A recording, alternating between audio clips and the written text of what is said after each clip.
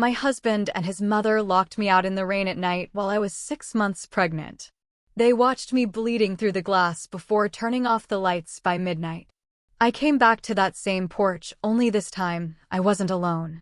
When they opened the door, my husband turned ghost white and his mother let out a scream, her wine glass slipping from her hand, because the man was. Can you imagine standing on your own porch, pregnant and bleeding, pounding on the door, watching your husband and his mother turn out the lights and leave you for dead? I did. And the man who found me wasn't there to save me, he was there to unleash hell. This isn't just a story about revenge. It's about what happens when the innocent are pushed too far, and how absolute betrayal can forge a woman stronger than she ever dreamed. The rain hammered against my skin like 1,000 icy needles, each drop colder than the last. I stood on the porch of what was supposed to be my home, my sanctuary, hammering on the door until my knuckles were raw and bleeding. Through the frosted glass, I could see them, their shadows, perfectly still. My husband, Thomas, and his mother, Diane, just watching me. Please, my voice cracked, raw from screaming. I'm pregnant. Your baby is inside me. The shadow that was my husband turned away first. Then his mother. And then, the living room light clicked off, plunging me into complete darkness, broken only by the occasional flash of lightning that illuminated my trembling, soaked body. That's when I felt it. The first cramp. A sickening twist, a warning. I pressed my hand against my swollen belly, feeling our daughter move beneath my palm, and something inside me didn't just break. It shattered into 1,000,000 pieces that could never be put back together. The woman who loved him, who trusted him, who would have died for him, she died on that porch in the freezing rain. But someone else was born. I didn't know it then, but at that exact moment, a sleek black car was turning onto our street. Inside sat a man I hadn't spoken to in 3 long years. A man who had once promised to destroy anyone who dared to hurt me. A man I had walked away from because I thought I'd found something safer, something gentler, something normal. I had been so wrong. When those headlights finally cut through the pouring rain and illuminated my broken form, collapsed on the porch steps, bleeding and shaking, I looked up. And I met eyes that held murder. "Hello, little sister," he said, his voice soft as silk and sharp as a blade. "Tell me who did this to you. And God help me, I'll deal with them." I told him everything. And what happened next. What we did to them.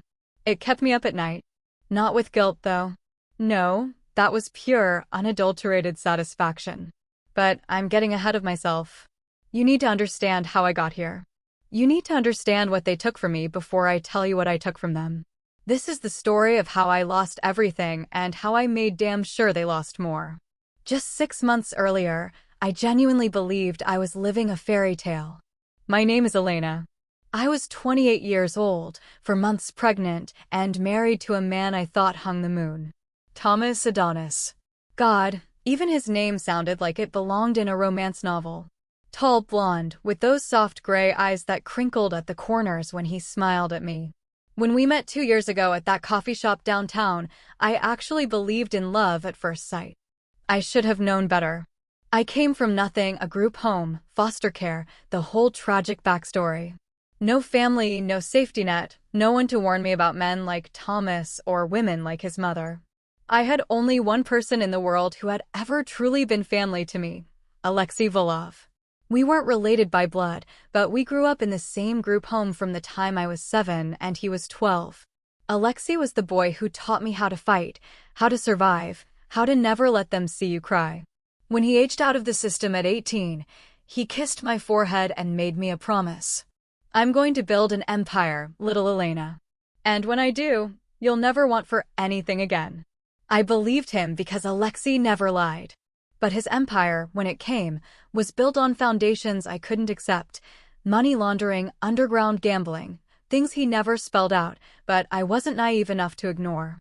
When he found me at 25 and offered me a place in his world, I said no. I want something clean. Something normal. A real life. He looked at me with those ice blue eyes that had seen too much too young and nodded slowly. "If that's what you need." But Elena, when the normal world shows you what it really is, When it chews you up and spits you out, you call me. No matter what, no matter when. I promised I would, but I never thought I'd need to. Then I met Thomas. With his normal job as a pharmaceutical sales rep, his normal suburban house, his normal life. He was everything Alexei wasn't: soft, safe, ordinary. When he proposed after 6 months, I said yes without hesitation. I was pregnant within a year, and I thought I had finally found the family I'd always dreamed of. But there was one deep, ugly crack in my perfect picture: Diane, Thomas's mother. A widow who had raised him alone after his father died when Thomas was 10. She lived in a cottage on our property, Thomas insisted. And I didn't argue, because what kind of woman denies a man his mother? But from the moment I moved into that house, I felt her eyes on me, judging me, finding me lacking. "She just needs time to warm up to you," Thomas would say, kissing my temple. "You're the first woman I've ever brought home." She's protective. Protective was an understatement. Diane criticized everything. The way I cleaned wasn't right. The way I cooked wasn't how Thomas liked it. The way I dressed was too provocative, too casual, too everything. When I got pregnant, it only got worse. "You need to be more careful with my grandson," she'd say, eyeing my belly like it was her personal property. "No coffee. No stress. You shouldn't be working in your condition." "It's a girl," I'd say quietly. "Ultrasounds are wrong all the time." "I know it's a boy." A mother knows these things. I worked as a freelance graphic designer from home, which gave me flexibility, but also meant I was always there, always under her microscope. Thomas traveled for work 3 weeks out of every month, leaving me alone with Diane's constant commentary, her key to our house that she used freely, her rearranging of my kitchen, and her 2-ton judgment over my inadequacies. But I endured it. Because I loved Thomas, and because every time he came home, he made me feel cherished. He'd bring me flowers, rub my swollen feet, whisper to our daughter in my belly about how much he loved her already. I was so blind. The beginning of the end started 3 weeks before that terrible night. Thomas came home from a business trip to Chicago, and something was different. He was distracted, distant. He stopped touching me, stopped asking about the baby, stopped looking me in the eyes. "Are you okay?" I asked one night as we lay in bed, the space between us feeling like an ocean. "Fine, just tired. Work stress." But I noticed other things: hushed phone calls he'd take in the garage, the way he'd angle his phone away from me when texting, the faint smell of perfume on his jacket collar, floral, expensive, nothing like the simple lavender I wore. When I mentioned it to Diane, looking for reassurance that I was being paranoid, she gave me a look I couldn't decipher. "Thomas is a good man with a demanding job," she said crisply. "Perhaps if you made more effort with your appearance, he wouldn't seem so distant. Pregnancy is no excuse to let yourself go." I looked down at my body, the belly I was growing our child in, the swollen ankles, the exhaustion etched into my face. I had never felt uglier or more alone. That weekend, I did something I'm not proud of. I went through Thomas's phone while he was in the shower. What I found made my blood run cold. Messages. Hundreds of them. To a contact saved simply as J. Asterisk can't stop thinking about Chicago. My wife is getting suspicious. We need to be more careful. I wish I could wake up next to you instead of her. Soon, I promise. Just need to handle things the right way. Asterisk the bathroom door opened. Steam poured out. Thomas emerged, a towel around his waist, and froze when he saw me, holding his phone. "What are you doing?" His voice was sharp. "Dangerous." "Who's Jay?" My hands shook so badly I nearly dropped the phone. For a long moment, he just stared at me. Then his face transformed into something I'd never seen before: cold, hard, cruel. "You went through my phone. You're cheating on me. I'm pregnant with your baby and don't be dramatic, Elena." He snatched the phone from my hands. "They're just messages." "Just messages? You said you wished you could wake up next to her instead of me. Can you blame me?" The words came out casual, like he was commenting on the weather. "Look at yourself. You've gained 40 pounds. You cry all the time. You're exhausted by 8 p.m. Dating you is fun, but this." He gestured at my pregnant body with disgust. "This isn't what I signed up for." I felt like he'd physically struck me. I'm carrying your child. Are you? He tilted his head, and I saw cruelty dance in those gray eyes I'd once loved. How can I be sure? You came from nothing, Elena. No family, no background. How do I know you weren't sleeping around, looking for a meal ticket? The accusation was so outrageous, so baseless, I actually laughed. A broken, hysterical sound. I've never been with anyone but you. You know that. You were my first. So you say. But women lie. Thomas, please. I reached for him, but he stepped back like my touch would contaminate him. What's happening? This isn't you. Is it the pregnancy hormones? Are you scared? We can talk about this. We can, I don't want to talk. I want you to stay out of my private business. He grabbed his keys and walked out, leaving me standing in our bedroom, shaking and crying, my hands wrapped protectively around my belly. I should have called Alexei then. But I was still hoping this was temporary insanity. That my Thomas would come back. That our family could survive this. I was such a fool. The next 2 weeks were psychological warfare, though I didn't recognize it at the time. Thomas started coming home later and later. He stopped sleeping in our bed, claiming the guest room was quieter. He stopped asking about my doctor's appointments, stopped caring when I told him our daughter was healthy and growing. But worse was Diane. She ramped up her criticism to pure cruelty. She told me I was too stupid to be a mother, that I would ruin her grandson with my poverty-stricken genetics, that Thomas deserved better than trash from the system. At least when he's with Jessica, he's with someone of quality, she said one afternoon while I was trying to eat lunch, my hands shaking with rage and heartbreak. Jessica? You know about her? Diane smiled, slow and venomous. Of course. I introduced them. She's the daughter of Thomas's boss. Educated, sophisticated, from a good family. Everything you're not. The pieces clicked together. This wasn't just an affair. This was a plan. You're trying to break us up, I whispered. I'm trying to save my son from a mistake. You were a fun distraction, but now you're an anchor. That baby. She looked at my belly with something like disgust. Thomas doesn't even want it. He wanted you to get rid of it, but you refused. You trapped him. That's not true. He said he wanted a family. He said what he needed to say to keep you happy. Men do that. She leaned in close, her breath sour. Here's what's going to happen, Elena. You're going to leave. You're going to disappear back into whatever gutter you crawled out of. You're going to have that baby alone, and you're not going to ask Thomas for a single penny. We're married. He has legal obligations, which his lawyer will fight at every turn. He signed a prenup, remember? And it has a very interesting infidelity clause. Her smile widened. If you're found to have cheated, you get nothing. Not the house, not alimony, nothing. I haven't cheated. Can you prove that? Because I have a very nice young man who's willing to testify that you two had an affair. He has photos, timestamps, hotel receipts. All fabricated, of course, but very convincing. Thomas's lawyer is very thorough. I stared at her, this woman I had tried so hard to please, and saw pure evil looking back at me. Why? My voice broke.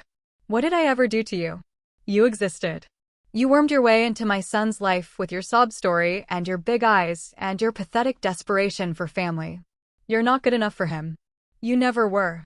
She left me sitting at my kitchen table, my lunch untouched, my whole world crumbling.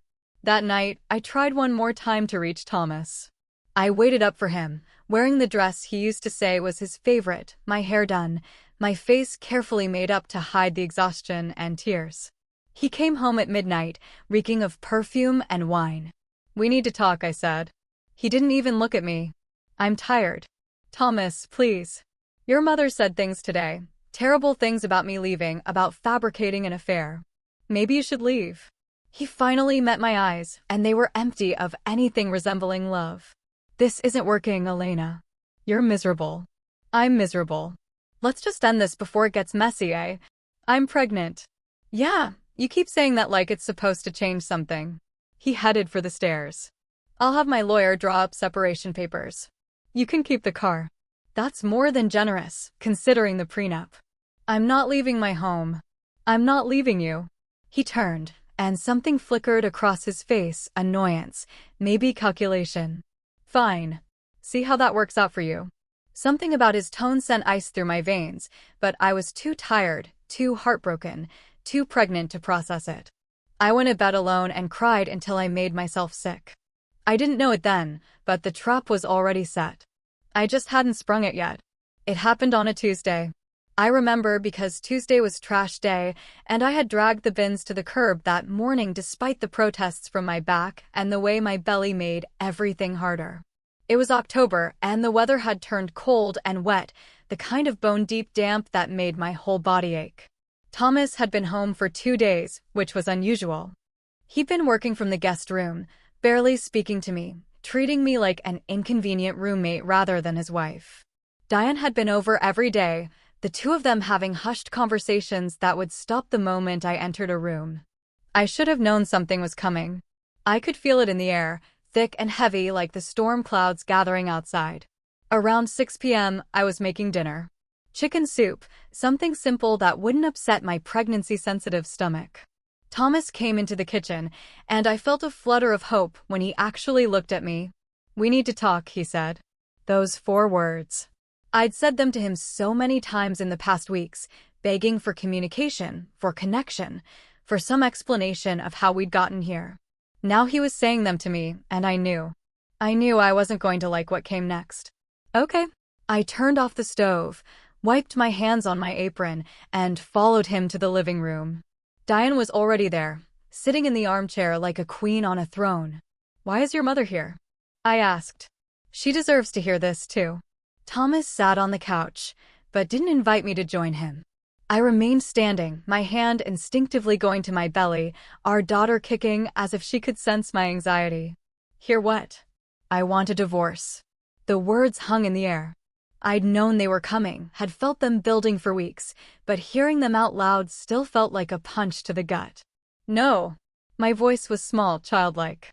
"No, we can work through this. Marriage counseling, or I don't want to work through it. I don't love you anymore, Elena." I'm not sure I ever really did. He said it so casually, like he was discussing what to have for dinner. "You were convenient. You seemed like you'd be easy." "Easy?" I repeated numbly. "Low maintenance. Grateful. You came from nothing, so I thought you'd appreciate what I gave you. But you turned out to be just as demanding as any other woman, more so with all your emotional needs and your constant need for reassurance." Diane made a sound of agreement, and I felt hatred. Pure, undiluted hatred for the first time in my life. "I'm pregnant with your baby," I said, my voice hardening. "You don't get to just walk away." "Surely I do. And I'm taking the house. For the prenup, since you're the one refusing to leave, and since there's evidence of your infidelity, there is no evidence because I never cheated. Tell that to the judge." He pulled out his phone, tapped a few times, then turned it toward me. Photos. Of me with a man I'd never seen before, having coffee, walking in the park. One of me entering a hotel, him following minutes later. They were photoshopped, badly if you looked closely, but convincing enough at first glance. "That's not real," I whispered. "Those are fake. You know they're fake. Can you prove it?" "Because Adam, that's his name, by the way, he's willing to testify to your affair. He'll say it's been going on for months. That the baby might even be his." The room spun. I grabbed the back of a chair to steady myself. "Why are you doing this?" For the first time, Thomas showed real emotion, annoyance. "Because you won't just leave like you're supposed to. You were supposed to be so broken up about my cheating that you'd run away with your tail between your legs, but instead you stayed, crying and begging and making this difficult." "I stayed because I love you. Because we're married." "Well, I don't love you. I love Jessica. I'm going to marry her as soon as our divorce is final. She's pregnant, too, actually, due around the same time as you. But her baby? That's a baby I actually want." The cruelty of it took my breath away. This wasn't the man I married. This was a stranger wearing his face. "You need to pack your things and be gone by morning," Diane said, standing up. "We've been more than patient with you. This is my house, too. Actually, it's Thomas's house. Only his name is on the deed. You have no legal right to be here." Her smile was triumphant. "You have nothing, Elena. No house, no husband, no family to run to. You're completely alone, just like you've always been." Just like you deserve to be. Something snapped inside me. I lunged for her, my hands reaching for her throat, ready to wipe that smile off her face permanently. But Thomas grabbed me, his fingers digging painfully into my arms, and threw me backward. I stumbled, my pregnant belly throwing off my balance, and fell hard against the coffee table. Pain exploded through my side, sharp and terrifying. "Don't touch my mother," Thomas snarled, standing over me like I was trash. I struggled to my feet, clutching my side, checking frantically for bleeding or fluid or any sign that I'd hurt the baby. My daughter kicked, strong and angry, and I nearly sobbed with relief. "I'm not leaving," I said through clenched teeth. "Call your lawyers, show your fake photos, do whatever you want. I'm not leaving." Thomas and Diane exchanged a look. Then he shrugged. "They say, but I'm done being polite about this." He grabbed my arm again, dragging me toward the front door. I fought him, screaming, clawing at his hands, but he was so much stronger than me. He opened the door, and the cold October rain blew in, soaking us both instantly. "Thomas, stop. Please." He threw me out onto the porch. I landed hard on my hands and knees, my palms scraping against the rough concrete.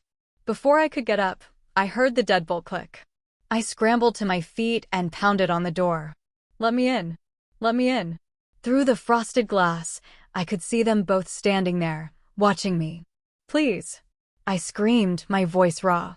"I don't have my phone. I don't have my keys. I don't have anything."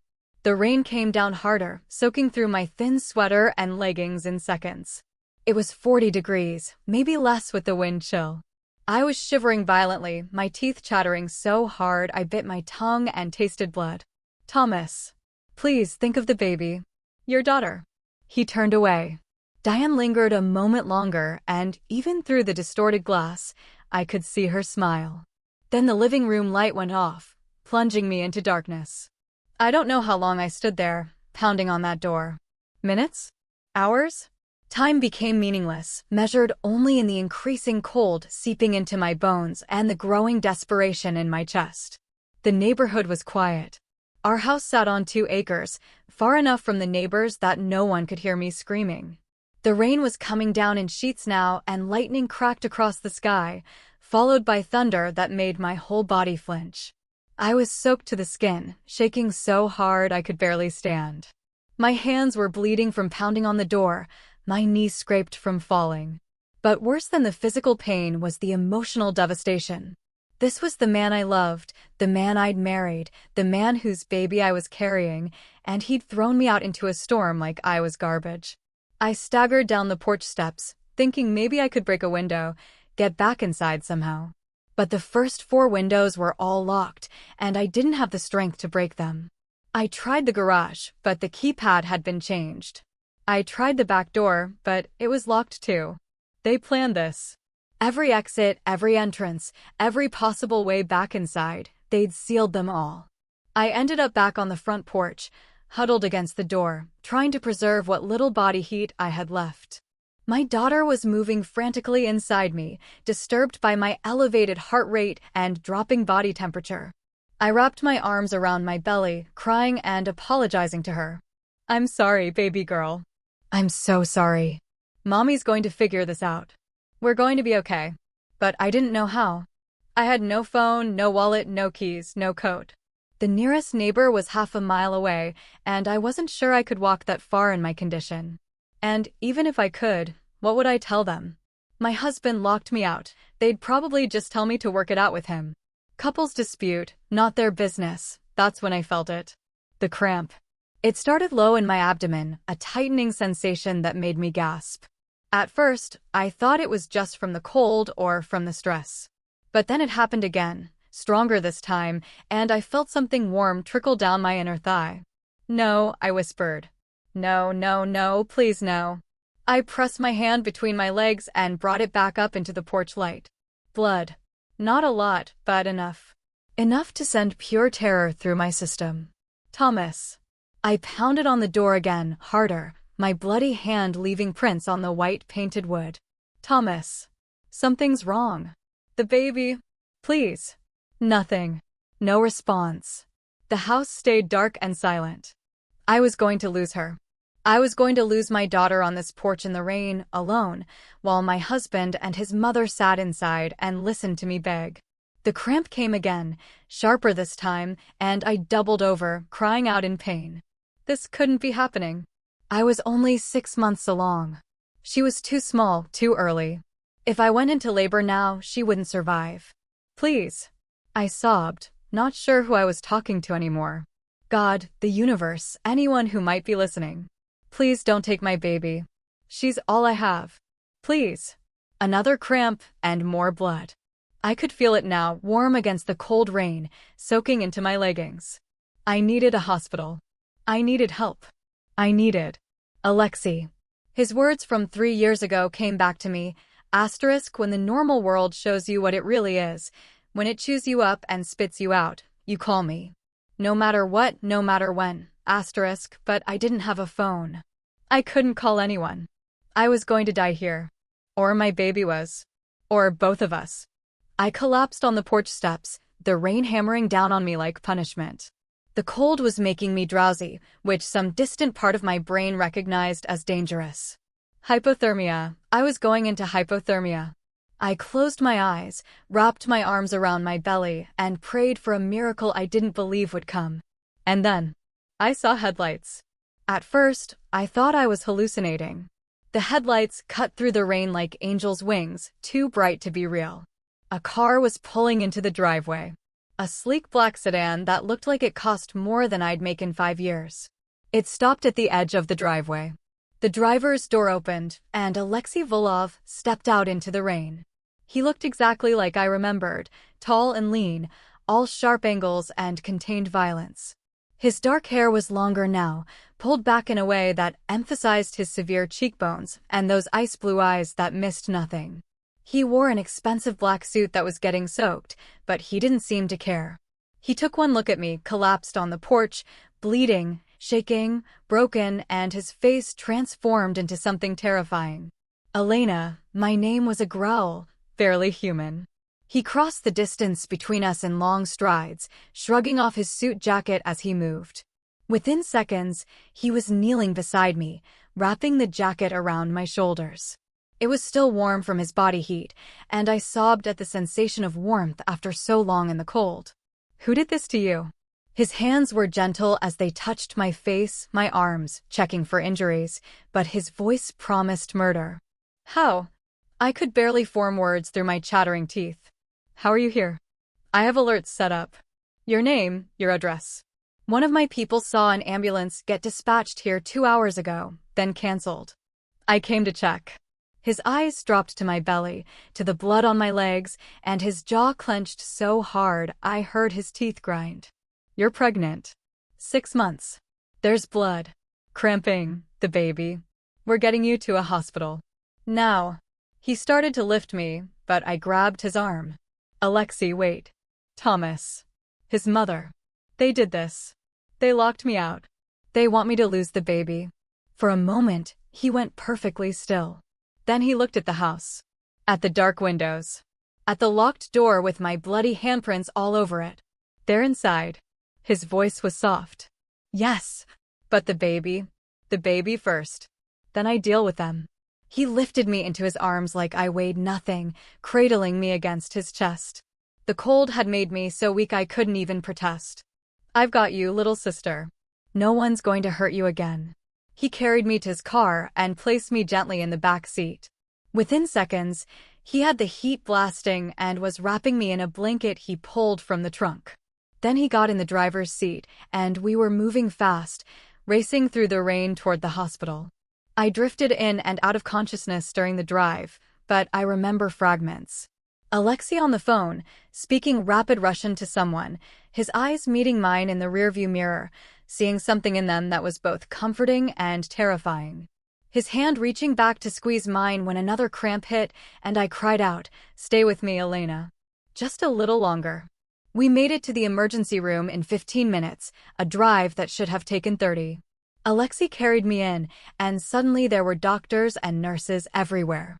Hands touching me, voices asking questions, a wheelchair appearing beneath me. "Are you the father?" a nurse asked Alexei.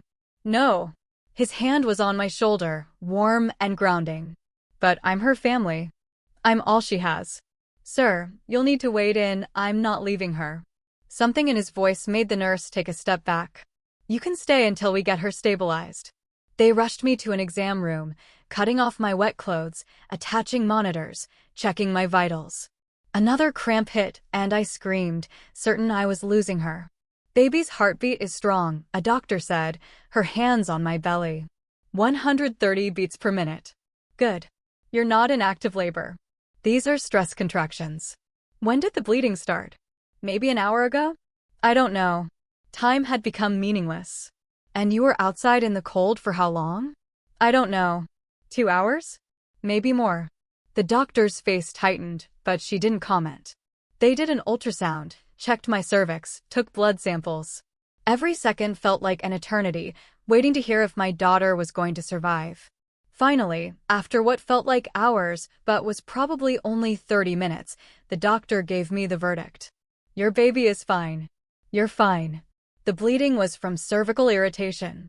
Stress and the cold caused some minor abrasions, but nothing serious. "Your core temperature is dangerously low, and you're dehydrated and exhausted, but we can fix that. We're going to admit you overnight for observation. Get some warm fluids in you. Make sure those contractions stop. But your daughter is a fighter. She's holding on." I broke down completely, sobbing with relief so intense it hurt. Alexei's hand found mine and squeezed. "See? She's like her mother. Stubborn." They moved me to a private room. Somehow Alexei arranged that and hooked me up to IVs and monitors. The warm fluids and heated blankets slowly brought my body temperature back up. The contractions spaced out, then stopped. My daughter's heartbeat remained strong and steady on the monitor. I was going to be okay. We were going to be okay. Once the doctors left us alone, Alexei pulled a chair close to my bedside and sat down. In the harsh hospital lighting, I could see the details I'd missed before. The expensive watch, the tailored suit, the hardness in his eyes that had never been there when we were young. "Tell me everything," he said quietly. So I did. I told him about meeting Thomas, about the whirlwind romance, about thinking I'd found the safe, normal life I'd always wanted. I told him about Diane, about the way she'd poisoned everything, about Thomas's affair and the fake evidence and the cruelty of these last few weeks. I told him about tonight, about being thrown out, about begging to be let back in while my husband and his mother watched me suffer. By the time I finished, Alexei's face could have been carved from marble. "You told me once you wanted something clean," he said finally. "Something normal? Is this what normal gets you, Elena? Locked out in the rain, pregnant and bleeding, by a man who vowed to cherish you." "I was wrong," I whispered. "I was so wrong." "Yes, you were." He leaned forward, his eyes boring into mine. "So now, I'm going to ask you a question, and I need you to think very carefully before you answer. Do you want my help?" "Yes." "Not just help getting back on your feet. Not just money or a place to stay." His voice dropped lower, darker. "Do you want me to make them pay for what they did to you? To your daughter?" I should have said no. I should have been horrified. The old Elena, the one who wanted something clean and normal, she would have refused. But that Elena had died on that porch. "Yes," I said, and I meant it with every fiber of my being. "I want them destroyed." Alexei smiled, slow and dangerous. "Then sleep, little sister. Rest and heal. Because tomorrow we go to war." I slept fitfully that night, plagued by nightmares of the rain and the locked door and Thomas's cold eyes. But every time I woke, gasping, Alexei was there. He'd pulled his chair right next to my bed and sat there all night, watching over me like some dark guardian angel. "You should go home," I told him around 3 a.m. "Get some sleep. I am home. Wherever you are, that's home." He said it matter-of-factly, like it was simply truth. "Go back to sleep." In the morning, the doctors checked me again. The bleeding had stopped completely. The contractions were gone. My daughter's heartbeat was strong and perfect. Physically, we had both survived. "You're very lucky," the doctor said. "Exposure to cold like that, the stress, it could have triggered preterm labor. You need to take it easy for the next few days. No stress, lots of rest. And come back immediately if there's any more bleeding or contractions. She'll be monitored around the clock, Alexei said from his position by the window. The doctor looked between us, clearly curious about our relationship, but professional enough not to ask. Good. You're free to go, but take care of yourself. You and your baby have been through a trauma. After she left, a nurse brought me clothes. Soft yoga pants, a warm sweater, thick socks, all brand new, tags still on them. Your brother brought these, she said with a smile. I looked at Alexei, who shrugged. I sent someone shopping. Your old clothes were destroyed. Once I was dressed and discharged, Alexei led me out to his car.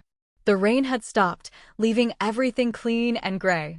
As he helped me into the passenger seat, I caught sight of myself in the side mirror. I looked like a ghost, pale, bruised, my eyes hollow and haunted. My hair was a mess, still damp from the rain. My split knuckles were bandaged. I looked like exactly what I was. A woman who had been broken.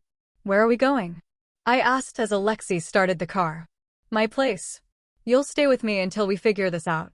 I need to get my things from the house. No. His voice was firm. You're not going near that place without me. And we're not going back until we're ready to end this. End this? How? He glanced at me, and I saw calculation in those ice blue eyes. How much do you know about your husband's job? He's in pharmaceutical sales. Makes good money. Travels a lot. Where does he travel? I thought about it. Chicago mostly. Sometimes New York. He mentioned Miami a few times. Alexei's mouth curved into something that wasn't quite a smile. Interesting cities. All of them have major ports, major transportation hubs. What does that have to do with anything? Maybe nothing. Maybe everything. He pulled out his phone and made a call, speaking in rapid Russian. I'd picked up enough over the years to catch a few words: investigate, finances. When he hung up, he looked at me. I'm going to dig into Thomas's life. His job, his finances, his associates, everything.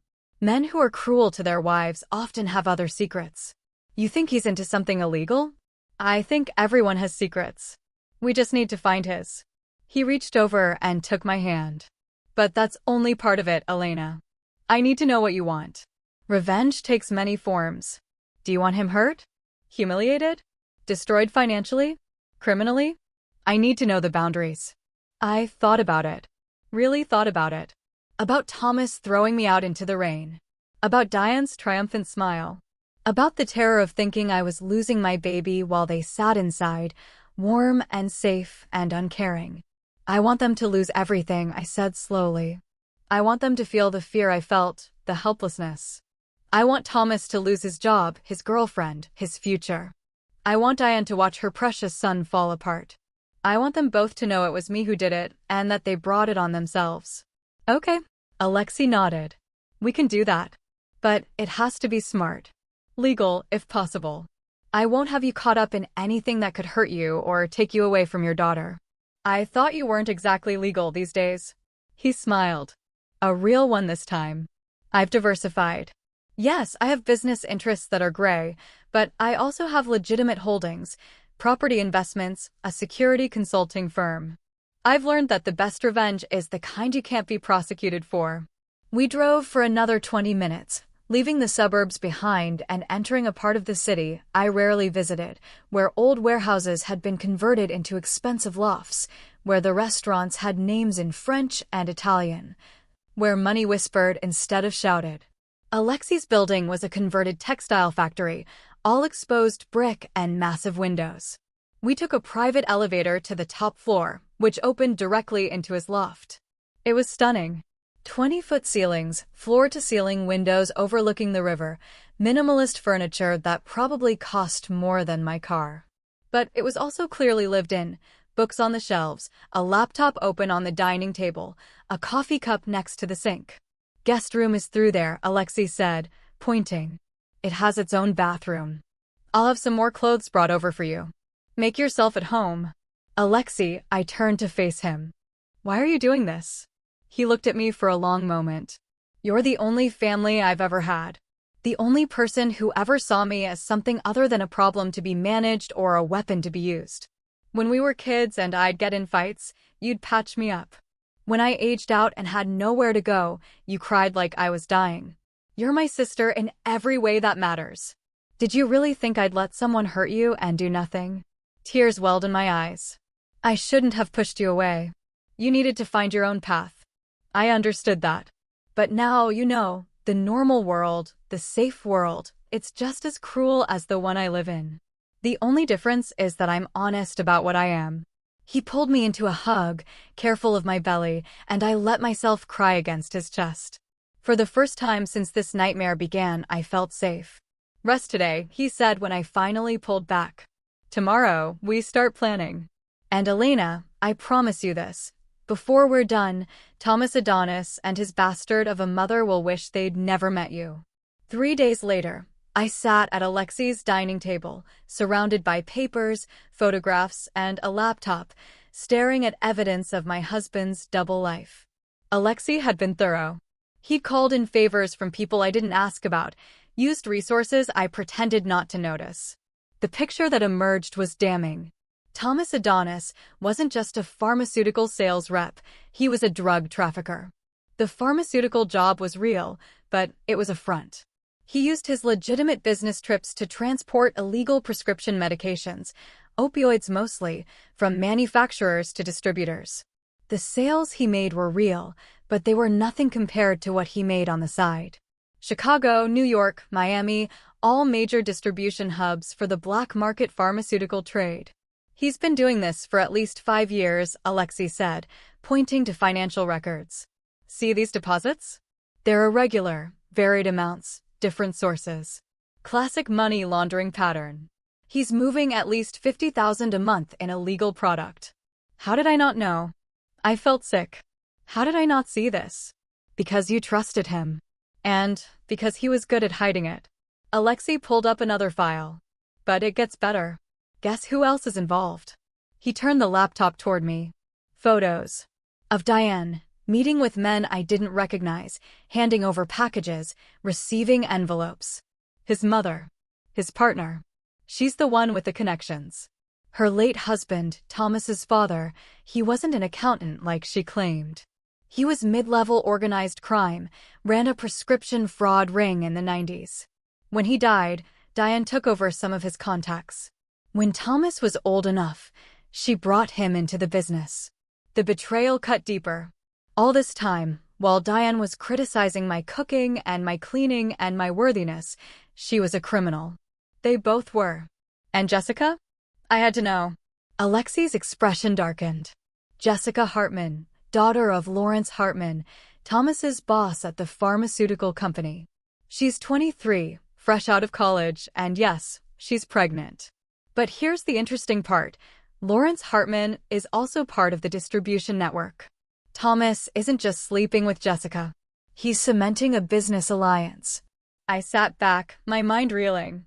My entire marriage had been a lie. Every moment, every touch, every whispered, "I love you." All of it built on deception. There's more, Alexei said quietly. The prenup you signed, I had a lawyer look at it. The infidelity clause only goes one way. If you cheat, you get nothing. But there's no penalty for Thomas. And the fabricated evidence of your affair? They were going to use that not just to divorce you, but to claim the baby isn't his. To avoid any child support or parental rights. They wanted to erase us, I whispered. Completely. Yes. You were convenient until you got inconvenient. The pregnancy wasn't part of their plan. I looked down at my belly, at the swell where my daughter was growing, where she was moving and hiccuping and getting ready to be born in a few months. They had wanted to erase her. To pretend she didn't exist. The rage that filled me was unlike anything I'd ever felt. What do we do? I asked. Alexei smiled. We have several options. Option 1, I take this evidence to the DA. Thomas, Diane, and Lawrence Hartman all go to prison. You divorce Thomas while he's in custody, get full custody of your daughter, and they spend the next 20 years in federal prison. That's good. But it's not enough. I thought you'd say that. Option 2, we destroy them piece by piece. Financial ruin, public humiliation, and then prison. We take everything from them first. Reputation, money, freedom. We make them suffer, and then we make sure they can never hurt anyone again. How long would that take? A few weeks, maybe a month. We'd need to be strategic. Patient. He looked at me carefully. And you'd need to play a part. Can you do that? Can you face him again? I thought about the porch, the rain, the blood. I thought about my daughter fighting to survive inside me while her father listened to me beg. Yes, I said. Tell me what to do. The plan was elegant in its cruelty. First, I had to go back. I had to face Thomas and Diane, act broken and defeated, and convince them they'd won. It would give us time to maneuver, to set up the dominoes that would destroy them. You don't have to do this, Alexei said the night before we executed Phase 1. Say the word, and we go straight to the authorities. No. I want them to feel safe first. I want them to think they broke me. I touched my belly where my daughter was doing somersaults. And then I want to watch them fall. So on a Friday evening, exactly 1 week after the night they'd locked me out, Alexei drove me back to the house. It looked the same. Perfect lawn, perfect garden, perfect suburban facade. You'd never know that something monstrous lived inside. I'll be right here, Alexei said. He'd parked down the street, out of sight, but close enough to reach me in seconds. He pressed a small device into my palm. A panic button disguised as a bracelet. One press, and I'm coming in. Don't be brave. Don't take chances. I won't. I kissed his cheek. 2 hours, then come get me. I walked up the driveway, my heart pounding. I dressed carefully, old maternity clothes, no makeup, my hair limp and unstyled. I looked defeated because I needed them to think I was. I rang the doorbell. For a long moment, nothing. Then the door opened and Thomas stood there, looking annoyed. Elena, what do you want? Up close, I could see the details I'd missed when I loved him. The weakness in his jaw, the calculation in his eyes, the cruel set of his mouth. How had I ever thought he was handsome? I need to get my things, I said, keeping my voice small and broken. Please, just my clothes and my laptop. That's all. You have some nerve showing up here. I know. I'm sorry. I don't have anything. I've been staying at a shelter, and they said I need to have my own clothes for job interviews. A shelter? He laughed. God, that's pathetic. I bit back the rage and forced tears into my eyes. It wasn't hard. Please, Thomas. I won't take long. Just let me grab my stuff, and I'll go. You'll never have to see me again. He studied me for a moment, then stepped aside. Fine. 15 minutes. Then you're gone. I stepped into the house, my house, that I'd made a home, that I dreamed of raising my daughter in, and felt nothing but hatred for it. Diane emerged from the kitchen, and her eyebrows rose when she saw me. You're back. Just getting her things, Thomas said dismissively. She's leaving. Good. Diane looked me up and down, taking in my disheveled appearance with satisfaction. You look terrible. Thank you for noticing. I headed for the stairs, but Diane's voice stopped me. How's the baby? I turned slowly. Fine. Why do you care? I don't, particularly. Just curious if she survived your dramatic tantrum in the rain. My hand tightened on the railing. She survived. She's strong. Pity. Diane's smile was vicious. It would have been simpler if nature had taken care of Thomas's problem for him. I wanted to fly at her, to claw that smile off her face. But instead, I just turned and climbed the stairs, counting my breaths, reminding myself of the plan. In the bedroom I'd shared with Thomas, where I'd thought we'd made love, but where he'd apparently just been using me, I pulled out a suitcase and started packing. Clothes, toiletries, my laptop, important documents. But I also did what I'd really come to do. I planted bugs. Tiny listening devices that Alexei had given me. Placed strategically in the bedroom, the home office, the living room. I'd have to be quick, subtle, but I managed to place 3 of them before my 15 minutes were up. I also grabbed files from Thomas's home office, copies of his business records, financial statements, anything that might be useful. I stuffed them in my laptop bag and covered them with a sweater. When I came back downstairs, dragging my suitcase, Thomas was on the phone. He held up a finger, making me wait like a servant. Tell Jessica I'll be there tomorrow. Yeah, the old problem is taking care of itself. He looked at me with contempt. She's got nothing. Nowhere to go. Once she signs the papers, we're free and clear. He hung up and turned to me. My lawyer will contact you about the divorce. You'll sign. You'll waive all claims to property and support, and we'll be done. What about the baby? What about her? She's your problem. I'll be signing away parental rights.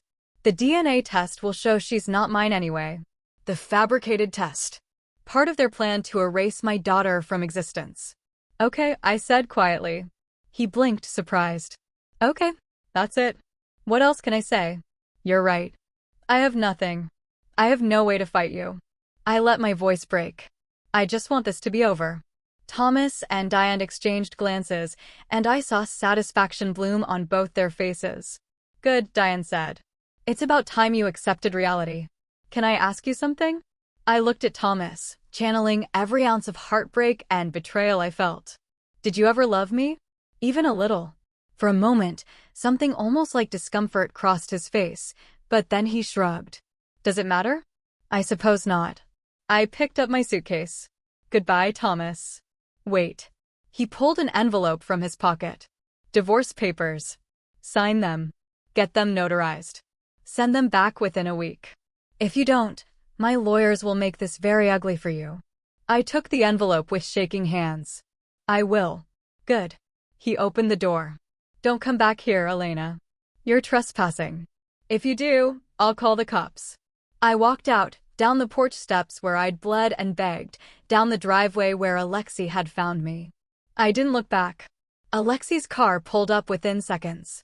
I climbed in, and as soon as the door closed, I started laughing.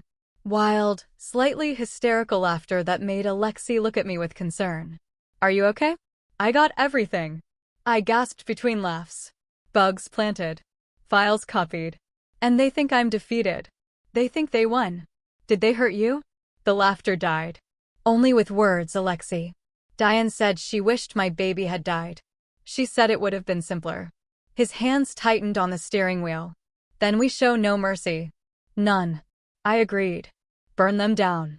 Over the next 3 weeks, Alexei and I listened to hours of recordings from the bugs I'd planted. We heard Thomas on the phone with his distributors. We heard Diane coordinating shipments. We heard them celebrating their victory over me, laughing about how easy it had been to break me. And we gathered evidence. So much evidence. But we didn't move yet because the plan required perfect timing. While we waited, Alexei took care of me. He made sure I ate, rested, went to my prenatal appointments. He converted his guest room into a nursery, filling it with things I hadn't dared to buy yet. A crib, a changing table, tiny clothes and blankets and toys. You're nesting, I told him one afternoon, watching him assemble a rocking chair with intense focus. Someone has to. You're too busy plotting revenge. He looked up and smiled. Besides, I'm going to be Uncle Alexei. I need to prepare. You'll spoil her. Absolutely. It's my job. The normalcy of these moments, the quiet domesticity of preparing for my daughter while simultaneously planning to destroy her father, should have felt bizarre. But it felt right. This was family. Not the fairy tale I tried to force with Thomas, but something real and solid and earned. My daughter seemed to agree. She was active and healthy, growing right on schedule. Sometimes I'd sit in the nursery Alexei had created and talk to her, telling her about the world she'd be born into, about the uncle who already loved her, about how we'd be okay without her father. But at night, I'd go back to the recordings and the files, and I'd feed my rage. Finally, after 3 weeks of preparation, everything was ready. Tomorrow, Alexei said. We start the endgame. Phase 1 was financial. Alexei had contacts everywhere, including in banking. Using the evidence we'd gathered, proof of Thomas's money laundering, the unexplained deposits, the shell corporations, we triggered a fraud investigation. By Monday morning, all of Thomas's bank accounts were frozen pending review. We listened to him find out via the bug in his home office. What do you mean frozen? His voice was panicked. I have a mortgage payment due. I have. You can't just freeze my accounts without warning. We heard him calling lawyers, calling his bank, calling Lawrence Hartman. Everyone gave him the same answer. Federal investigation. Nothing they could do. Could take weeks to resolve. Phase 2 was professional. Anonymous tips went to Thomas's employer, the legitimate pharmaceutical company, about irregularities in his sales reports, about trips that didn't match his itinerary, about inventory that went missing. Nothing directly illegal yet, just enough to trigger an internal investigation. By Wednesday, Thomas was put on administrative leave pending review. We heard him tell Diane, his voice shaking with rage and fear. "They're auditing everything. Every trip, every sale, every expense report. They'll find." "Mom, if they find the shipments." "They won't," Diane said. But she sounded uncertain. "We've been careful." "Have we?" "Because someone is targeting me. The bank thing, now this. That's not coincidence." "You think?" "Elena." Diane scoffed. "Elena?" Thomas laughed bitterly. "She's probably sleeping in a gutter somewhere. She couldn't manage this if she tried." Oh, the satisfaction of hearing that, of knowing he had no idea what was coming. Phase 3 was personal. Alexei had people watch Thomas, follow him, document everything. We had photos now, Thomas and Jessica together, kissing, his hand on her pregnant belly, going into hotels in the middle of the day. These photos found their way to Jessica's mother. Mrs. Hartman, it turned out, had no idea her daughter was dating a married man. She definitely didn't know Jessica was pregnant by him. And she absolutely didn't know that her husband, Lawrence, was involved in illegal activities with Thomas. The explosion was spectacular. We didn't hear it directly, no bugs in their house, but we heard the aftermath when Lawrence came to Thomas's house furious. "My wife is filing for divorce. She's taking everything, and she's threatening to go to the police about." He lowered his voice, but our bugs picked it up anyway. "About the business." "He knows, Thomas." "Somehow she knows." "How?" "How could she know?" "Jessica told her. She was crying, upset about you being married, and it all came out. The pregnancy, the promises you made, all of it. And my wife started asking questions, looking into things, and now everything is falling apart." "What about Jessica?" "What about her?" "She's 23 and pregnant by a married man who's under federal investigation. Her life is ruined. My marriage is ruined. And if we don't figure out how to contain this." "We will," Thomas said. But he sounded desperate. We need to be smart about this." "Smart? You call this smart? Your accounts are frozen. You're on leave from work. My wife knows everything." "She doesn't know everything. She knows about the affair. She doesn't know about the shipments, the real business." "Yet?" "She doesn't know yet." They argued for another hour, their panic growing, both of them trying to figure out who was targeting them and how to stop it. Not once did they suspect me. Phase 4 was legal. Using the evidence we'd gathered, Alexei's lawyers filed for divorce on my behalf. But not a quiet, simple divorce. A fault divorce, citing abandonment, cruelty, and infidelity. We included the medical records from the night I was hospitalized, with detailed notes about exposure and stress-induced contractions. We included photos of the locked door with my bloody handprints. We included testimony from neighbors who heard me screaming. And we demanded full custody, child support, alimony, and half of all marital assets. The papers were served to Thomas on Friday, exactly 4 weeks after he'd thrown me out in the rain. We heard him open the envelope, heard the long silences he read, then heard the explosion. "That bastard! She's suing me for abandonment, for cruelty. She's asking for half of everything." "Let her ask," Diane said coldly. "With the prenup and the evidence of her affair, she won't get a penny." "Mom, my accounts are frozen. I can't pay for lawyers. I can't pay for anything." "Then use the reserve funds."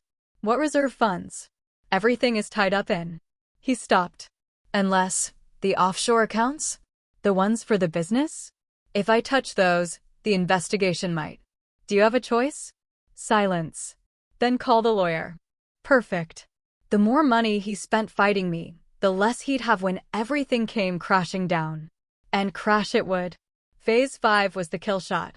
Everything we'd done so far had been setting the stage, tightening the noose. Now it was time to drop the hammer. Alexei had compiled everything.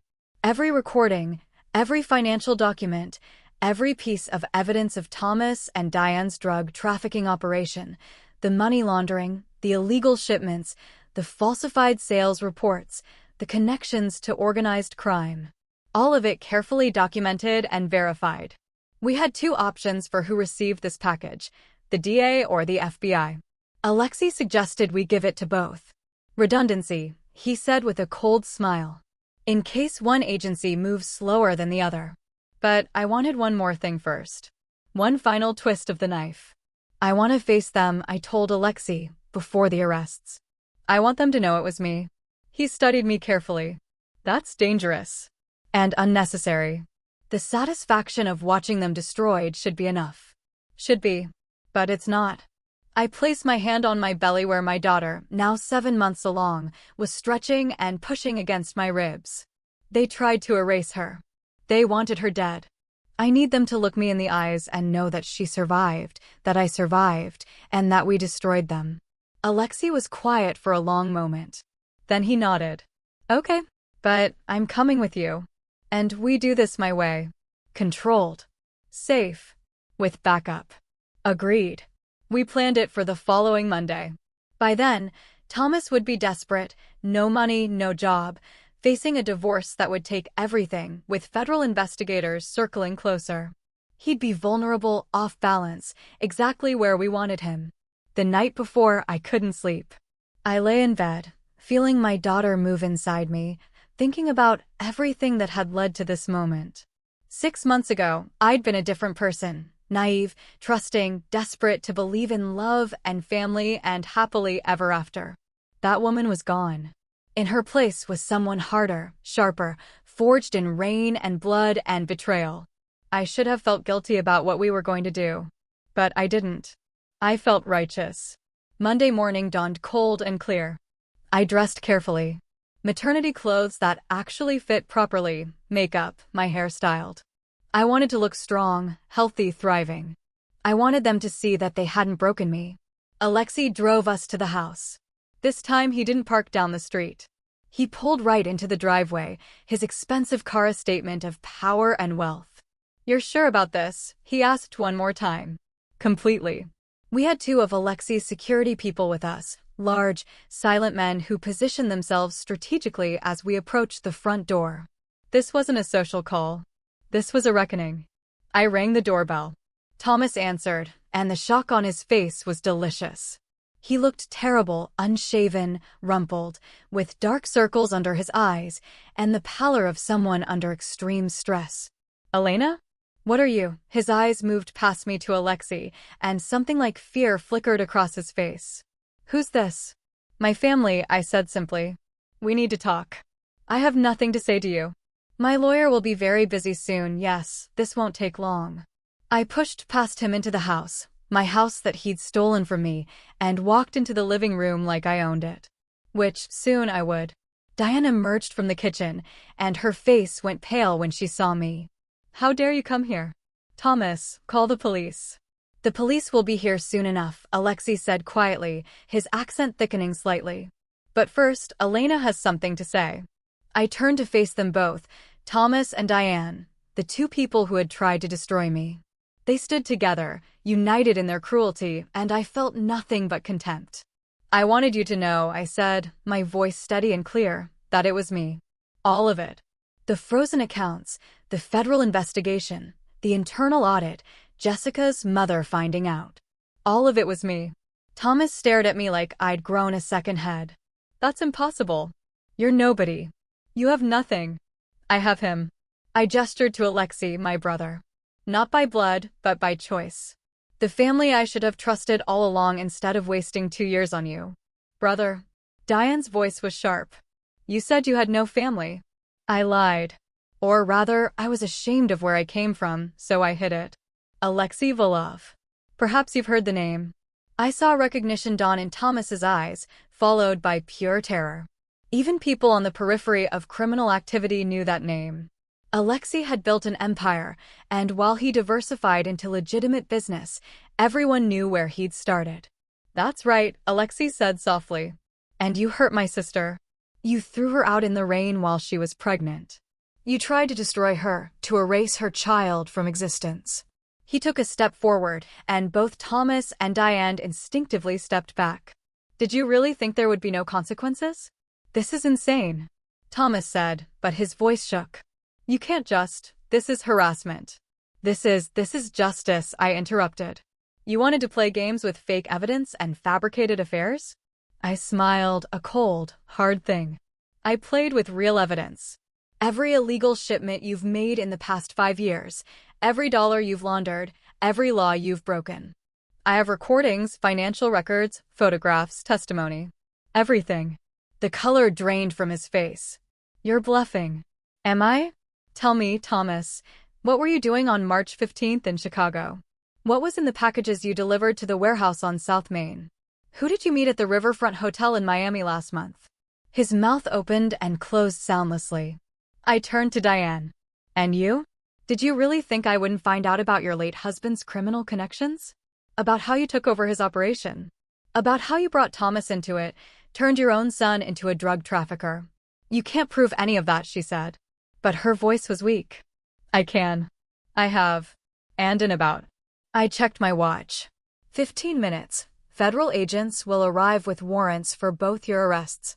They have everything I have, plus a few bonuses. Wire transfer records, communications with your distributors, testimony from people in your network who were very eager to make deals when the FBI came calling. No. Thomas shook his head violently. No, this isn't happening. You're lying.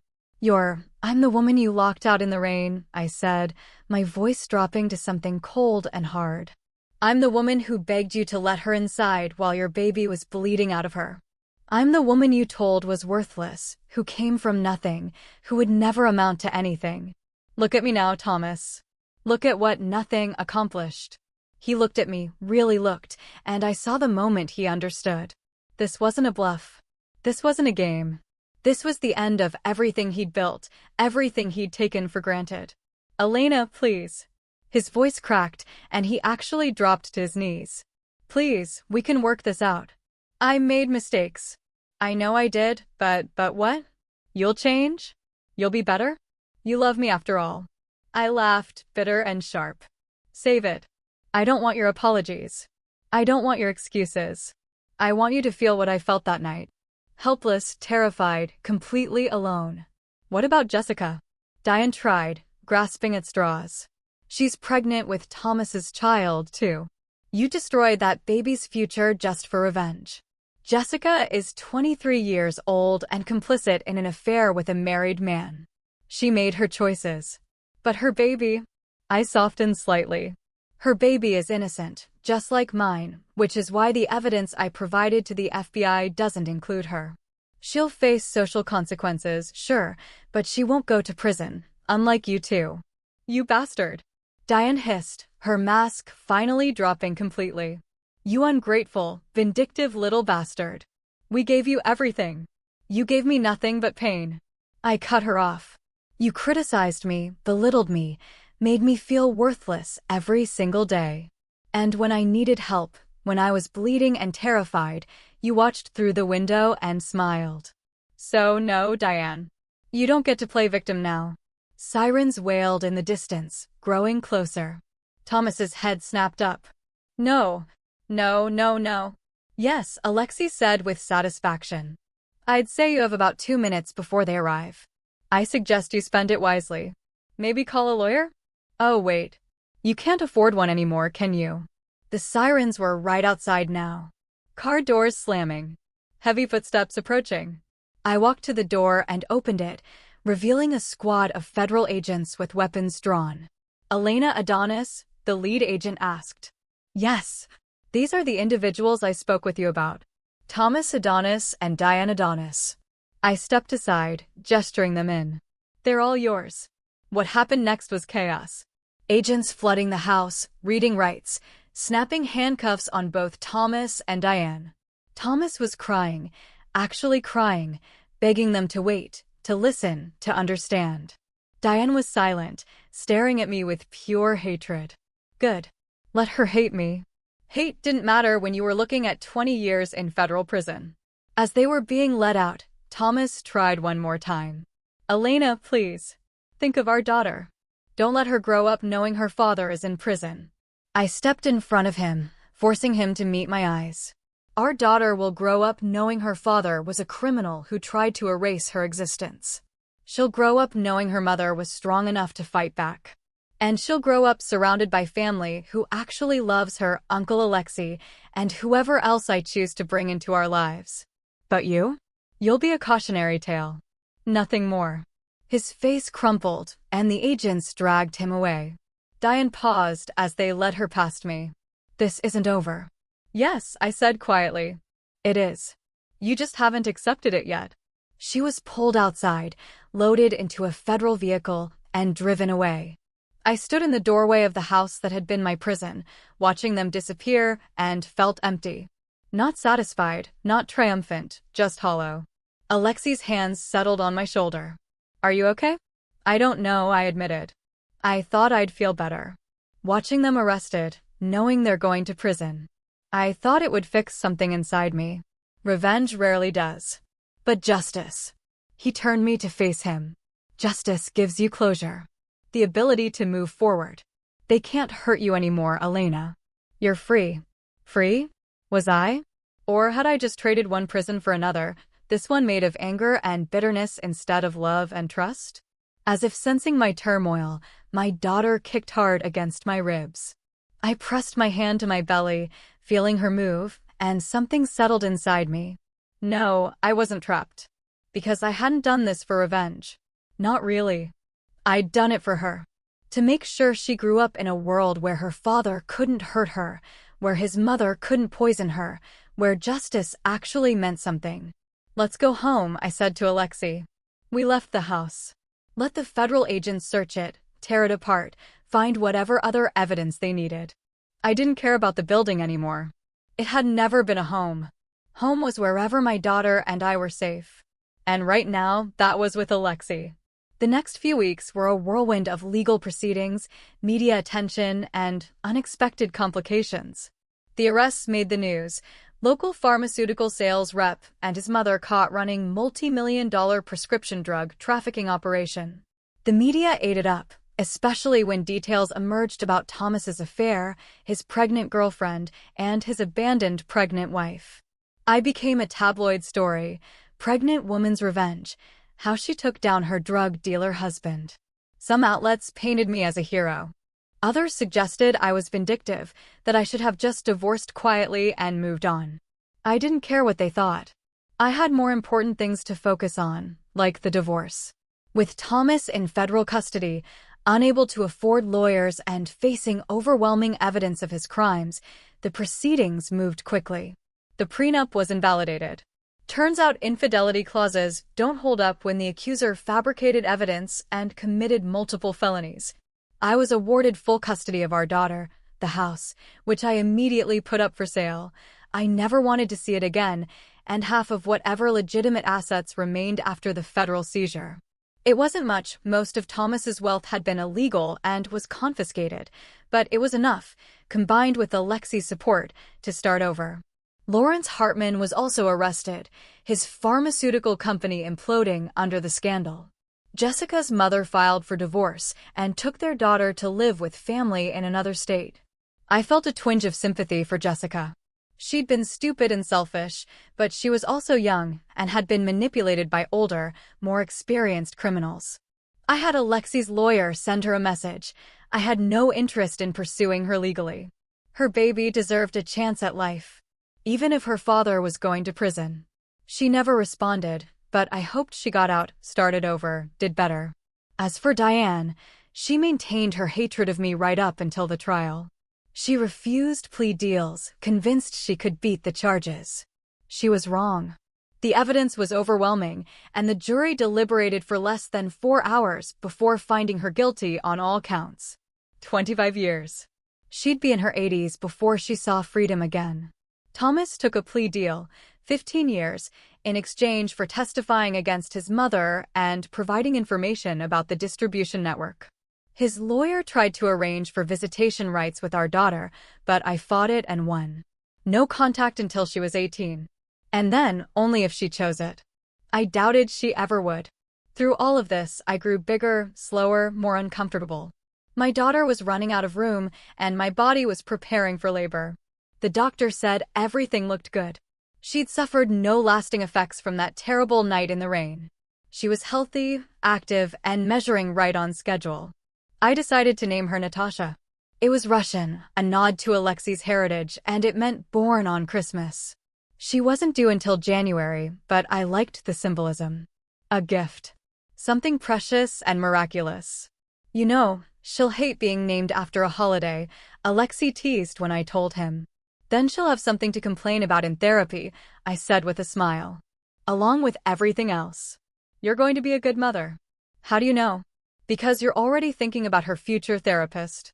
That's planning ahead. I laughed, and it felt good. For the first time in months, I felt like I could breathe without the weight of rage and fear crushing my chest. The house sold quickly. Apparently, the notoriety actually helped, with true crime enthusiasts eager to own a piece of the story. I used the money to buy a smaller place near Alexei's loft. A 2-bedroom apartment with good light and a park nearby. Nothing fancy, but it was mine. Truly mine. With only my name on the deed. Alexei helped me move in, set up the nursery, prepare for Natasha's arrival. He was more excited than I was, constantly buying tiny clothes and toys and blankets. She can't read yet, I pointed out when he arrived with a box of board books. She will, eventually. I want to be prepared. You're going to spoil her rotten. That's the plan. I was nesting. Preparing. Waiting. The trial ended. The media moved on to other scandals. And slowly, quietly, I started to heal. Not completely. I still had nightmares about the rain, about the locked door, about Thomas's cold eyes. I still flinched when I heard thunder. I still had moments of rage so intense I had to breathe through them. But I also had moments of peace. Of sitting in the nursery, feeling Natasha move, imagining the life we'd build together. Of having dinner with Alexei, laughing at his terrible jokes, feeling safe and loved in a way I never had with Thomas. This was family. Real family. Not the fairy tale I tried to force, but something harder one and more valuable. 2 weeks before my due date, I got an unexpected visitor. I was home alone, sorting through baby clothes and trying to decide what to pack in my hospital bag when there was a knock at the door. I checked the peephole. Alexei had installed a security system and made me promise to always check before opening, and saw a woman I didn't recognize. Middle-aged, well-dressed, with kind eyes and an uncertain expression. Can I help you? I called through the door. Are you Elena Adonis? I'm Margaret Patrick. I'm a social worker with Child Protective Services. My stomach dropped. CPS? Had Thomas somehow, but no, he was in prison. He couldn't. I'm sorry to bother you, but I was hoping we could talk.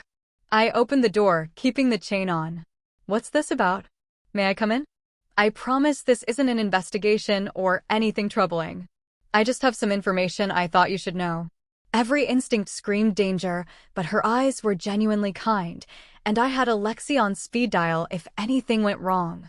I let her in, gestured to the couch, and sat across from her in the armchair, my hand protectively on my belly. What's this about? I repeated. Margaret pulled out a folder. I'm actually not here in an official capacity. I'm here because I knew your mother. The world tilted. What? Your biological mother, Anna Rostova. She was one of my cases years ago, when you were first placed in the system. I couldn't breathe. My mother was a ghost, a blank space in my history. I'd been told she abandoned me at a hospital when I was 3 months old. That she'd never been found. That I'd probably never know who she was. I don't understand, I managed. Anna didn't abandon you, Margaret said gently. She was murdered. By your father, a man named Viktor Rostov. He was involved in organized crime. And when Anna tried to leave him to protect you, he killed her. You were found with her body. You were too young to remember, thank God. Tears streamed down my face. Why are you telling me this now? Because Viktor died last year in prison. And because when your case made the news, what happened with your husband, I saw your name. Elena Rostova. You kept your mother's last name. And I thought you deserved to know the truth. That your mother loved you. that she died trying to save you. She pulled a photo from the folder and handed it to me. A young woman with dark hair and my eyes, holding a baby with a smile of pure love on her face. This is the only photo we found in her belongings.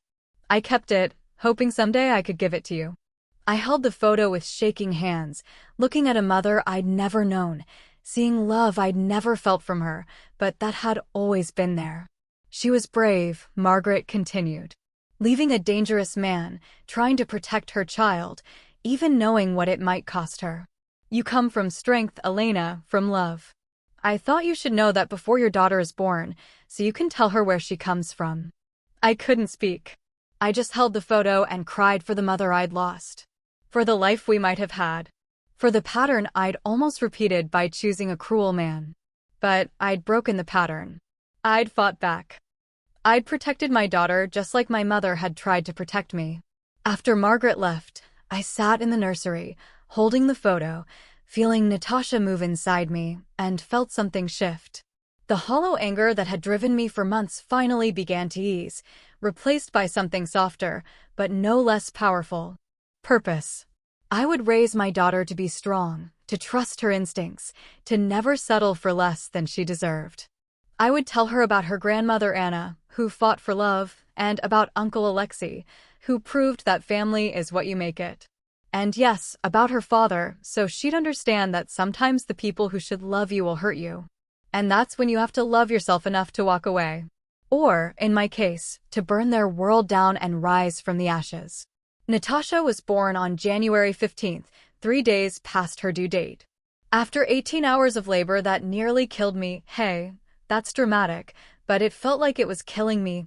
Alexei was there the whole time, holding my hand, letting me scream at him, providing ice chips and encouragement, and threatening the doctors if they didn't give me more pain medication. "You're doing great," he kept saying. "I hate you." I gasped between contractions. "I know. Keep breathing." When Natasha finally arrived, 7 pounds 3 ounces, with a full head of dark hair and lungs that could shatter glass, I forgot every moment of pain. They placed her on my chest, this tiny, perfect creature, and I fell in love in a way I'd never experienced before. This was what love was supposed to be. Unconditional. Fierce. Protective. Not the desperate, anxious thing I'd felt for Thomas, always wondering if I was enough. This was certain, absolute. I would die for this child. Kill for her. I had nearly killed for her. "She's perfect," Alexei whispered, tears streaming down his face. "Elena, she's perfect." Yeah, I agreed, unable to look away from her face. She really is. We stayed in the hospital for 2 days, standard procedure, making sure Natasha could feed and that I was healing properly. The nurses were wonderful, teaching me how to nurse, how to change diapers, how to survive on 2 hours of sleep. Alexei visited every day, bringing flowers and stuffed animals and more tiny clothes. He held Natasha like she was made of glass, talking to her in Russian, promising her the world. "You're going to be such a troublemaker, I can tell," he told her. "Just like your mother. But Uncle Alexei will teach you how to be smart about it." Yes. How to not get caught. "Please don't teach my daughter to be a criminal," I said, but I was smiling. "I'm teaching her to be strategic. There's a difference." On the day we were discharged, I was packing up our things when there was a knock on the door. A woman stood there, older, official-looking, with a badge that said, "Prison Liaison Services." My stomach dropped. "Yes, Mrs. Adonis? I'm here because your husband, Thomas Adonis, has requested to see his daughter. He's entitled to 1 supervised visit before the no-contact order takes full effect." And no. She blinked. "I'm sorry. No. He's not seeing her. Not now. Not ever. Mrs. Adonis, legally, he has a right, he has no rights. He threw me out in the rain when I was pregnant with her. He tried to fabricate evidence to claim she wasn't his so he could avoid responsibility. He's in prison for drug trafficking. He is not seeing my daughter. The court order says no contact until she's 18. Check your paperwork again." I'd had Alexei's lawyers go over every word of that order. I knew exactly what it said. The woman checked her tablet and her face fell. "I apologize. You're correct. I was given outdated information. Tell Thomas that Natasha is doing wonderful, I said coldly. And that she'll never know him as anything but the criminal who tried to destroy her mother. Now, please leave. She left. I locked the door, sat down with my daughter in my arms, and cried. Not from sadness. From relief. From the certainty that I'd protected her. That Thomas would never touch her, never hurt her, never make her feel the way he'd made me feel. You're safe, I whispered to her. I promise. You're safe and you're loved, and you'll never have to beg anyone to let you in from the cold. She yawned, tiny and perfect, and fell asleep against my chest. We went home to our apartment, mine and Natasha's. And, in a way, Alexei's, since he was there so often he might as well have lived there. He'd taken 2 weeks off from his various business ventures to help me adjust to motherhood. Those first weeks were a blur of feeding, sleeping, crying, both of us, and slowly learning how to be a mother.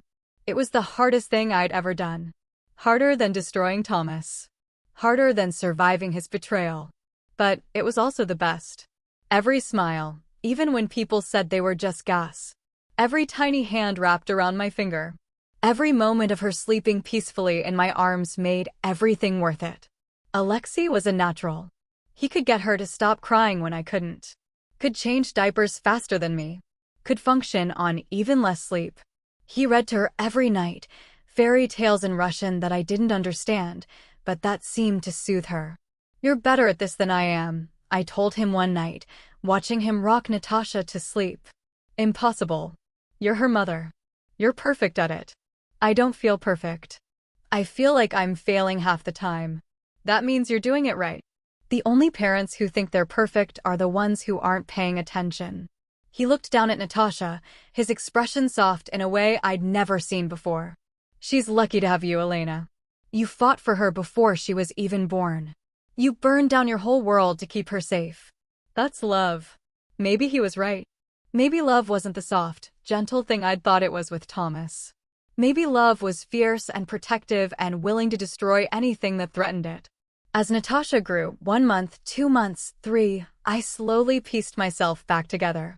Not into the woman I'd been before Thomas. That woman was gone, but into someone new. Harder, yes, but also stronger, more certain of who I was and what I'd accept. I started therapy, not because I felt guilty about what I'd done to Thomas and Diane. I didn't. But because I needed to process the trauma, to make sure I didn't pass my damage on to Natasha. My therapist was good. She didn't judge me for the revenge. Didn't try to make me feel bad about it. Instead, she helped me see it for what it was, a trauma response, a way of reclaiming power when I'd felt powerless. Do you regret it? She asked during one session. I thought about it carefully. No. I regret trusting Thomas. I regret ignoring my instincts about Diane. I regret not calling Alexei sooner. But destroying them? No. They deserved it. And you feel safe now? Yes. For the first time in my adult life, I feel safe. And I did. Living in my own place, with my daughter, with Alexei as our family. I finally felt like I'd found solid ground. I started freelancing again, graphic design work I could do from home while Natasha napped. It felt good to use my brain for something other than revenge plots and baby schedules. Alexei encouraged me to go back to school, to finish the degree I'd started before I met Thomas. You're smart, Elena. You should use it. Maybe when Natasha's older, I said, but I was considering it. 6 months after Natasha's birth, I got a letter from Thomas. My first instinct was to burn it without reading it, but curiosity got the better of me. Elena, I know you won't want to hear from me. I know I don't have the right to ask anything of you, but I'm asking anyway. I'm sorry. I know that's not enough, that it doesn't undo what I did, but it's true. I was cruel, selfish, cowardly. I let my mother poison me against you. I let greed and fear rule my choices. I destroyed the best thing that ever happened to me because I was too stupid to see what I had. I think about that night a lot. The night I locked you out. I hear your voice begging to be let in. I hear you telling me you were bleeding, and I did nothing. I stayed inside with my mother and told myself you were being dramatic. I could have killed you. I could have killed our daughter, and I nearly did. All because I was too much of a coward to face what I'd become. Asterisk, asterisk, I don't expect forgiveness. I don't deserve it. But I want you to know that I'm glad she's alive. I'm glad you survived. And I'm glad you destroyed me because I deserved it. Tell Natasha when she's old enough that her father was a monster. But tell her that her mother is a warrior who protected her from him. She's lucky to have you. Asterisk, I'm sorry for everything. Thomas the First read it twice. Then I put it in a drawer with all the other documents from that time. The divorce papers, the medical records, the news articles about the arrest. Someday, when Natasha was older, if she wanted to know the whole story, it would be there. But I didn't respond. Thomas didn't deserve my words, my forgiveness, or my acknowledgement. His guilt was his to live with. I had more important things to focus on. Natasha is 3 years old today, and she's currently helping Uncle Alexei frost her birthday cake, which means she's eating more frosting than is actually making it onto the cake. But he's letting her because he's completely wrapped around her tiny finger. Mama, look. She holds up blue-stained hands proudly. I'm blue. I see that, I laugh. Maybe we should get some of that frosting on the cake too? Uncle Alexei says I'm the birthday girl, and I make the rules. I shoot Alexei a look. He shrugs, completely unrepentant. She is the birthday girl. You're creating a monster. She's perfect, he says, kissing the top of Natasha's dark head. Just like her mother. We're in my apartment. Our apartment, really, since Alexei finally officially moved in 6 months ago. It made sense. He was here every day anyway, helping with Natasha. And when he asked if we wanted to look for a bigger place together, I said yes. Not romantically. Alexei and I have never been like that. We'll never be like that. But as family, as partners in raising this incredible, stubborn, brilliant little girl? Absolutely. Our new place has 3 bedrooms, one for me, one for Alexei, and one for Natasha, who has already decorated hers with every princess and dinosaur toy she could convince Uncle Alexei to buy, which is all of them. I wasn't kidding about him being wrapped around her finger. Life is good. Really good. I finished my degree last year, graphic design with honors. I work from home, but also take on select freelance clients. Alexei has continued to diversify his business interests, going more and more legitimate, partially because he wants to be a good role model for Natasha. We're not rich, but we're comfortable. More importantly, we're happy. Natasha doesn't know her father. When she asks, and she has, because 3-year-olds are observant and notice when other kids have daddies, I tell her the truth in age-appropriate ways. Your daddy made some bad choices and had to go away. But you have me and Uncle Alexei, and we love you more than anything in the whole world. More than ice cream, she asked once. More than all the ice cream ever made. Wow, that's a lot. It is. Thomas is still in prison. He'll be there for another 12 years at least. Diane is there, too, though I heard she's not doing well.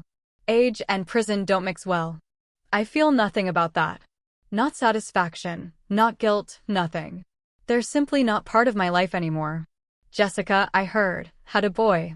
She moved across the country, changed her name, and is trying to start over. I hope she succeeds. Her son deserves a chance just like Natasha did. Lawrence Hartman also went to prison. His family scattered. The pharmaceutical company went bankrupt. The whole network collapsed. And I'm okay with all of it. Sometimes people ask me, my therapist, friends I've made, other mothers at the park, if I regret how I handled things. If I wish I'd been less brutal, more forgiving. The answer is always no. Thomas and Diane tried to destroy me. They locked me out in the rain while I was pregnant, hoping I'd lose my baby or disappear in shame. They fabricated evidence, manipulated the legal system, and treated me like I was worthless. I showed them I wasn't. I showed them that the woman from nothing, the girl from foster care, the wife they thought was weak, she was strong enough to burn their entire world down. And I'd do it again without hesitation. Mama, cake's ready. Natasha announces, her face now entirely blue from frosting. Let me see this masterpiece. The cake is a disaster.